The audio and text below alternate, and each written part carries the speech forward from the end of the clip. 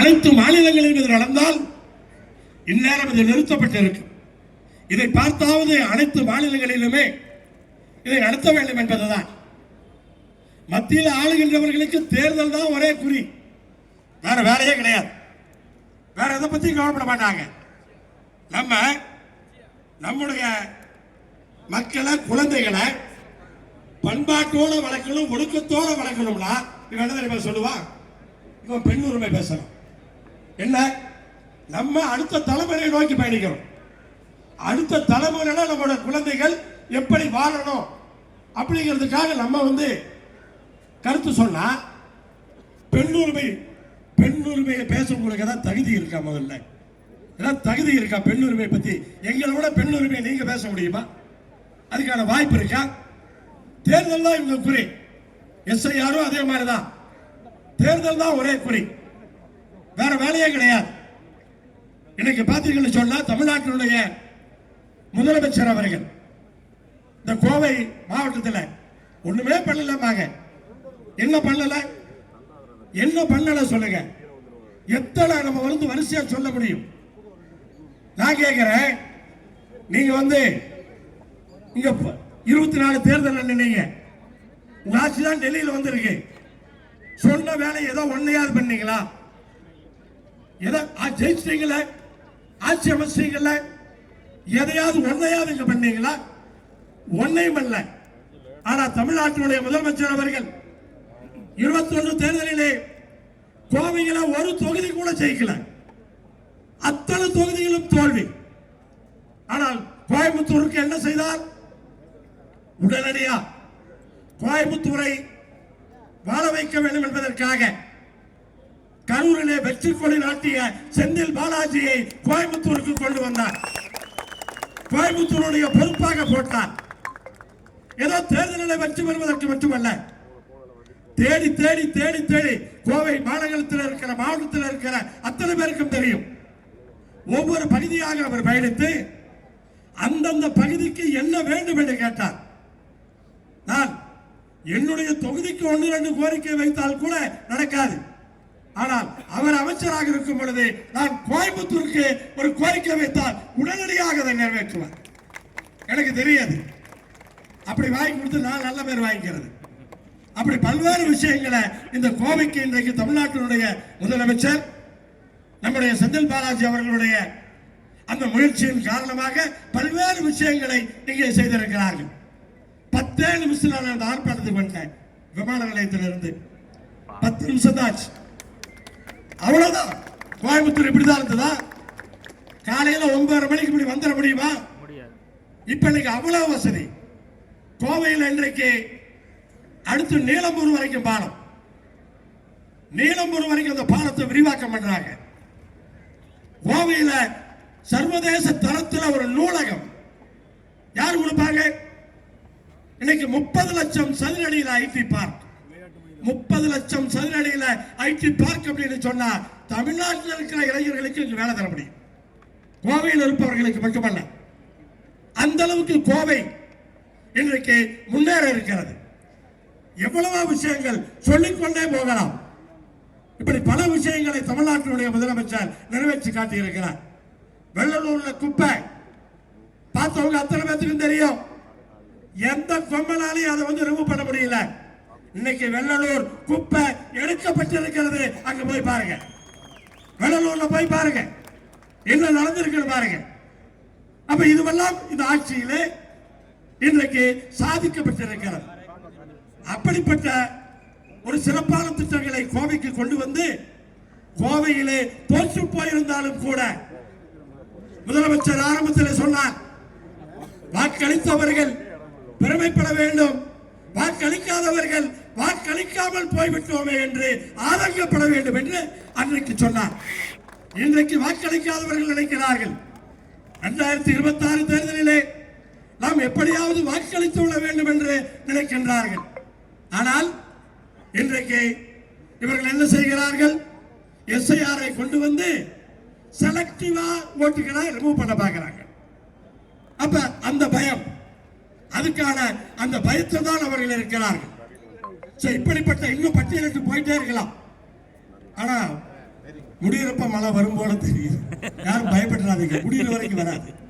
அதனால இன்றைக்கு பார்த்தீங்கன்னு சொன்னா ஏதோ ஒன்று ரெண்டு உதாரணத்தை மட்டும் சொல்லி முடிக்கிறேன். ஒரு வீட்டில் திருடன் இருக்கான்னு சொல்லிட்டாங்களாம். நாட்டில் ஒரு வீட்டில் திருடன் இருக்கிறான்னு சொன்னோன்னா நாடு பூரா எல்லா வீட்லையும் திருடனா பாடுறான். நாட்டு மக்கள் எல்லாத்தையும் திருடனா பாடுறான். ஒருத்தனுக்கு ஓட்டு இல்லாம ஓட்டு வாங்கினாலும் அதுக்காக நாடு பூரா இருக்கிறவங்களை அத்தனை பேர்த்தையும் குடியுரிமை இல்லாதவர்கள் போல எப்படி தெரியுமில்ல, இந்த நோட்டெல்லாம் செல்லாதுன்னு சொன்னாங்கல்ல, நோட்டெல்லாம் செல்லாது, நாட்டில் கள்ள நோட்டு இருக்குன்னு சொன்னாங்களாம்.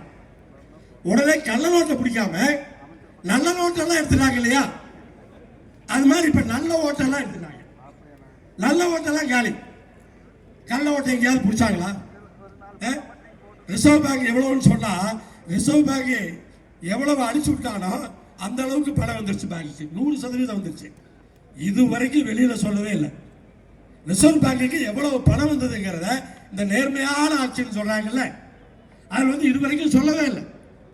அப்படித்தான் இந்த எஸ்ஐஆர் மொத்தமா ஏமாத்து வேலை. ஒரு காட்டுக்குள்ள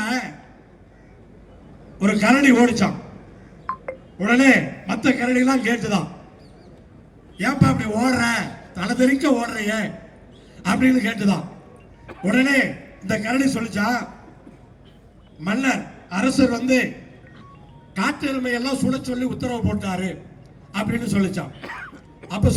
அப்புறம் மான் ஒண்ணு ஓடிச்சான். அந்த மானும் சொல்லிச்சான், காட்டு எருமையெல்லாம் சுட சொல்லி உத்தரவு போட்டாருன்னு. இப்படி எல்லாத்தையும் ஓட விடுறதா? நீ எவ்வளவு திருட்டு வச்சிருந்தா அங்க போய் புடியா, எங்களையா எல்லாத்தையும் ஓட விடுற? சரி, தேர்தல் கமிஷன் உத்தரவு போட்டவங்க வீடு வீடா போய் எழுத தெரியாதவர்களுக்கு எழுதி ஃபில்அப் பண்ணி அப்படி சேர்த்த வேண்டாமா? ஃபார்மை கொடுத்துட்டு ஃபில்அப் பண்ணுன்னு சொன்னா சுப்பிரமணிய சாமி சொன்ன கதை தான். யாருக்குமே ஃபில்அப் பண்ண தெரியாது. அப்படிப்பட்ட நீ பாருங்க, வர்றீங்களா, ஊருக்குள்ள வர்றீங்கல்ல, இல்ல கோயில்ல உட்காந்துங்க, ஒவ்வொருத்தரையா உட்கார வச்சு ஃபார்மை ஃபில்அப் பண்ணி கொடுங்க. அதுக்கு நேரம் கிடையாது. இதெல்லாம் 6 மாசம் ஆகும். பண்ணலாம் 6 மாசம் ஆகும். இப்ப 1 மாசத்துல பண்ணணும்னு சொன்னா தேர்தலுக்கு முன்னாடி மட்டும் எப்படி இப்படி யோசனை வருது? இன்னும் என்னெல்லாம் செய்ய போறாங்களோ. இன்னைக்கு கடைசி நேர தேர்தல், பீகார்ல கடைசி நேர கடைசி கட்ட தேர்தல். நாளைக்கு இருந்து தமிழ்நாடு தான் உங்களுக்கு வேலை. இன்னும் எஸ்ஐஆர் மாதிரி எத்தனை அம்பு வரும்னு தெரியாது. ஆனால் தமிழ்நாட்டு முதலமைச்சருடைய தலைமையிலே இந்தியா கூட்டணி கட்சியினர் எப்படிப்பட்ட அம்பு வந்தாலும் அதை தடுப்பதற்கு, திருப்பி அளிப்பதற்கு நாங்கள் தயாராக இருக்கிறோம் என்பதை இந்த நேரத்திலே நாம் உறுதியாக சொல்ல முடியும். அல்லது எஸ்ஐஆரை பொறுத்தவரை மொத்தமா ஏமாத்து வேலை. நாம் விழிப்புணர்வோடு இருக்க வேண்டும். ஒரு பக்கம் ஆர்ப்பாட்டம் பண்றோம், ஒரு பக்கம் முதலமைச்சர் நீதிமன்றத்துக்கு போயிருக்காரு, ஒரு பக்கம் விழிப்புணர்வு ஏற்படுத்தணும். ஆனால் அந்தந்த பகுதியிலே ஓட்டுக்களை எடுத்து விடாதபடி நாம் எல்லாம் ஜாக்கிரதையாக இருக்க வேண்டும். அப்படி ஜாக்கிரதையா இல்லைன்னு சொன்னா நமக்கே ஓட்டு இல்லாம போயிடும். இது ஓட்டு போடுறவங்களுக்கு ஓட்டு இல்லைன்னு சொல்றாங்க, போட்டியிடுறவங்களுக்கே ஓட்டு இல்லாம போயிடும். என்ன ஆகும்? வேட்பாளருக்கெல்லாம் ஓட்டு இல்லைன்னா என்ன ஆகும்? ஓட்டு இருந்தாதாங்க அப்படிதான் பண்ண முடியும். இதெல்லாம் என்ன நடக்கும்னே தெரியாது, யாருக்கு ஓட்டு இல்லாம போகும் அப்படிங்கிறத சொல்ல முடியாது. ஆனா எல்லாருமே நம்ம ஜாக்கிரதையாக இருக்க வேண்டும். ஆனா இன்றைக்கு நம்முடைய பண்பாட்டை சீரழிப்பதற்கு, நமக்குள்ளே பிரிவினையை ஏற்படுத்துவதற்கு பல்வேறு முயற்சிகளை செய்து கொண்டிருக்கிறார்கள். நேற்றைய தினம் டெல்லியிலே உயர் பாதுகாப்பு உள்ள இடத்திலே குண்டு வெடித்திருக்கிறது. அதுவே தமிழ்நாட்டிலே ஏதாவது நடந்திருந்தால் சட்டம் ஒழுங்கு பிரச்சனை. ஆனால் டெல்லியில நடந்தால் அது வேற யாரோட பிரச்சனை. கண்டிக்கிறோம். தமிழ்நாட்டில் எல்லாம் நடந்திருந்தா அவ்வளவுதான். ஆனா அந்த வாயெல்லாம் இன்னைக்கு மூடிட்டு இருக்கு. திறக்கணுமா இல்லையா? அதெல்லாம் திறக்கணும் இல்ல. அதனால நம்ம எல்லாம் இவங்க பேசுறது, இவங்க நடத்துறது, இதையெல்லாம் பார்த்துக்கிட்டு ஏமாந்தோம்னு சொன்னா ஏமாந்து போயிருவோம்.